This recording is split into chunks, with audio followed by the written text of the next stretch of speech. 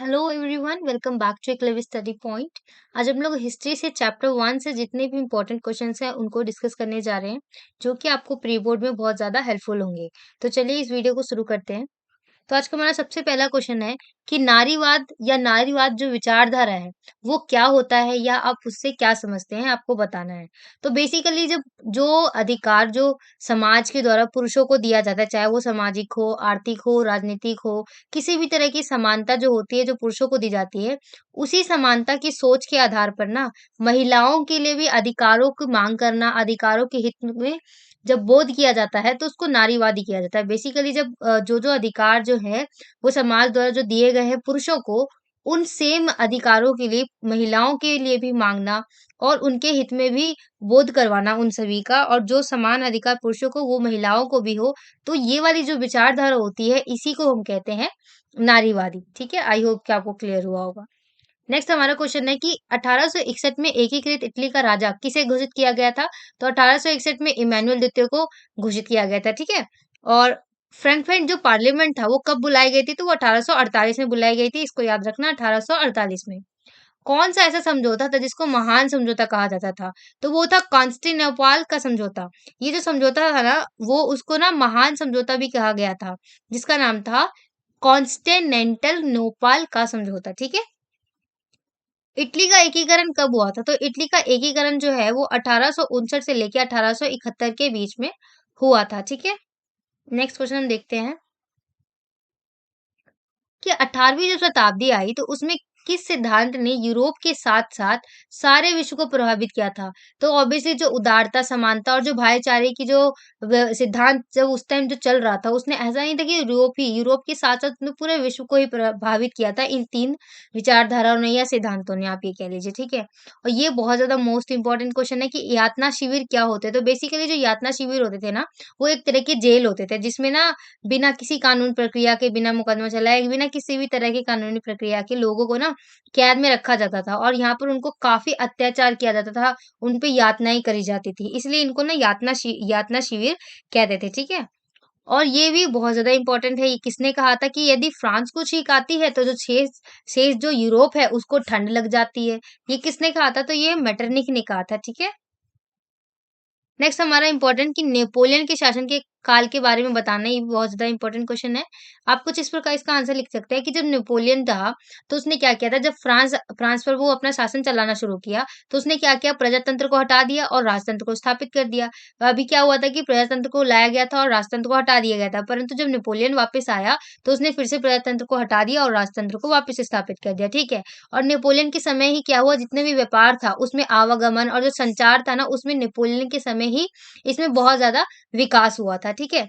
और अगर राष्ट्रवादी विचार को बाँटने के लिए उन्होंने क्या किया था, कुछ क्षेत्रों में कब्ज़ा कर लिया था। उसको क्या था ना कि वो राष्ट्रवादी विचार को बाँटना चाहते थे, इसलिए वो उन्होंने कुछ क्षेत्रों में कब्ज़ा कर लिया था और कर को बढ़ाना और टैक्स को भी बढ़ा दिया था उसने, और जबरन भर्ती जैसे कानून है, लोगों को ज़बरदस्ती सेना में भर्ती करना, ऐसी चीज़ें वो करता था, ठीक है? नेपोलियन के समय कानून व्यवस्था कुछ ऐसी हो गई थी, ठीक है? तो ये कार्य थे जो नेपोलियन के शासनकाल के दौरान हुए हैं, ठीक है? ये भी हमारा क्वेश्चन इम्पोर्टेंट है कि राष्ट्रवाद के उदय के क्या-क्या कारण थे? ऐसे कौन-कौन से रीज़न थे जिसकी वज़ह से लोगों के अंदर राष्ट्रवाद की भावना उदय हुई या राष्ट्रवाद का उदय हुआ? तो सबसे पहला निरंकुश शासन, कि अभी तक के ऐसा शासन चल रहा था जिस पे किसी भी प्रकार का अंकुश नहीं था, वो अपनी मनमर्जी से कर रहे थे। तो ये जो शासन था, इसको देखते हुए लोगों के अंदर राष्ट्रवाद की भावना उगरी, ठीक है? और उदारवादी विचार का प्रसार, जो उदारवादी विचार था, वो कुछ ज़्यादा ही प्रसार हो रहा था, उसका स्वतंत्रता, समानता और जो बंधुत्व का नारा था, ये भी रूप ले रही थी।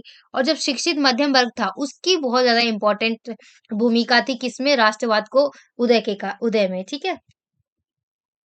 नेक्स्ट क्वेश्चन है हमारा कि जो 1804 की जब नागरिक संहिता आई, तो हमें उसकी विशेषता लिखनी थी।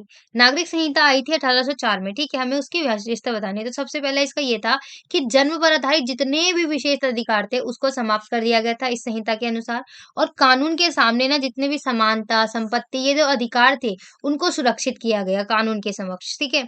और प्रशासनिक विभाजनों को भी सरल कर दिया गया। समानती व्यवस्था को समाप्त कर दिया गया, जो अभी तक समानती व्यवस्था चली आ रही थी, उसको भी समाप्त कर दिया।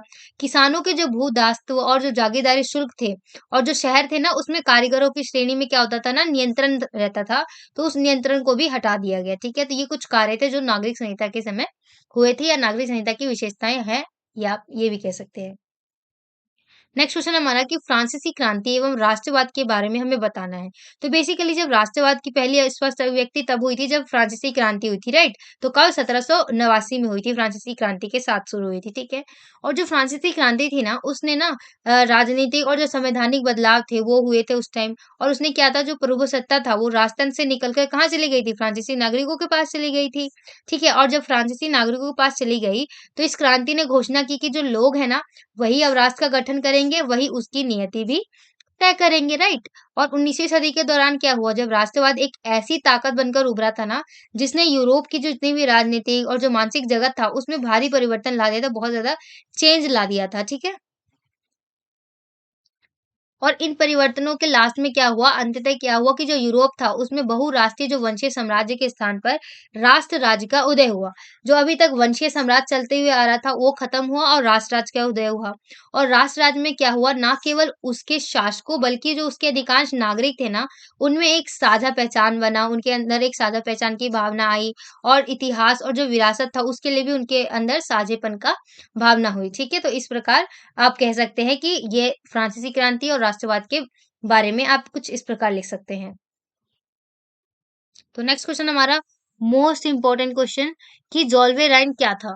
तो जोल्वेराइन बेसिकली ना जर्मन का शुल्क संघ था, जिसमें क्या होता था, अधिकांश जितने भी जर्मन के जितने भी राज्य थे ना, अधिकांश अधिकतर सारे इसमें शामिल ही थे।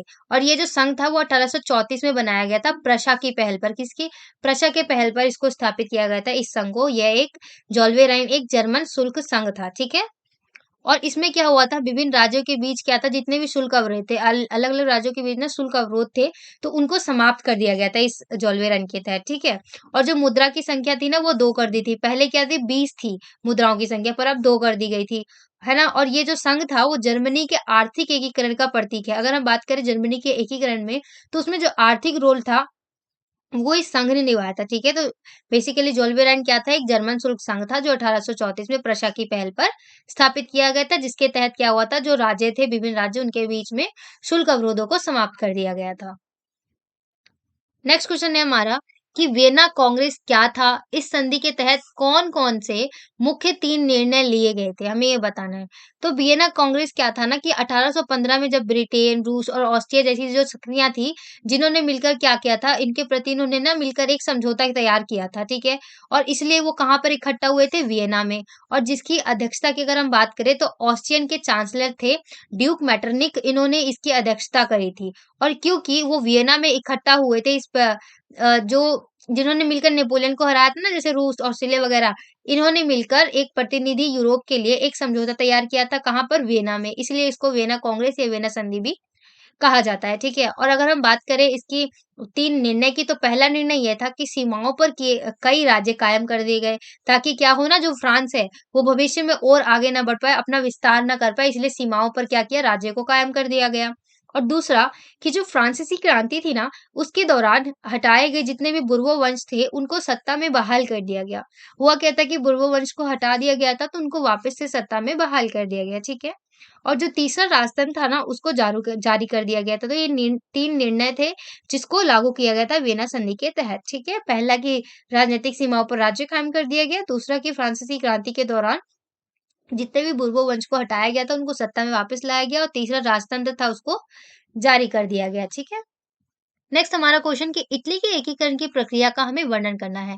तो अगर हम इटली के एकीकरण की प्रक्रिया का वर्णन करें तो उसको चरणों में बाँट सकते हैं हम। तो अगर हम प्रथम चरण की बात करें या प्रथम सोपान आप कह सकते हैं, तो 1852 ईस्वी में क्या होता है कि कावूर सिडनिया पिडमान क्या था ना कि वो प्रधानमंत्री बना वहाँ का और उसने इस राज्य की शक्ति बढ़ाई, क्रीमिया के युद्ध में भाग लिया उसने, सिडनिया राज्य को एक बड़े देश के स्तर पर ला खड़ा किया, बहुत बड़ा देश उसको खड़ा कर दिया सिडनिया को, ठीक है? और उसने क्या किया, फ्रांस से मिलकर लामबर्डी और जो सिडनिया है उसको पिंडमान राज्य में मिला लिया। तो उसने क्या किया था, लामबर्डी और जो सिडनिया थी उसको पिंडमान राज्य में मिला लिया था। और अगर हम दूसरे चरण की बात करें तो दूसरे चरण में क्या होता है ना, मोडेना, टस्कनी, परमा आदि राज्यों में भी जनमत संग्रह हुआ और उन्होंने क्या किया, सिडनिया सिडनिया में भी विलय घोषणा कर दी। इन सब की भी सिडनिया में विलय घोषणा कर दी, ठीक है?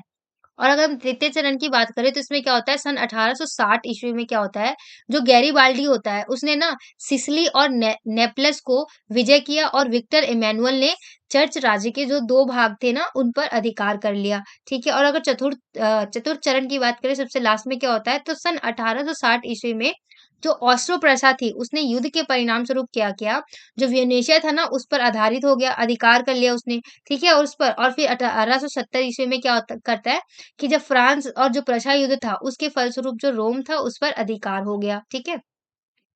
और सन 1871 ईस्वी में क्या होता है, पोप का समझौता होता है और रोम जो है वो 2 भागों में विभाजित होता था है।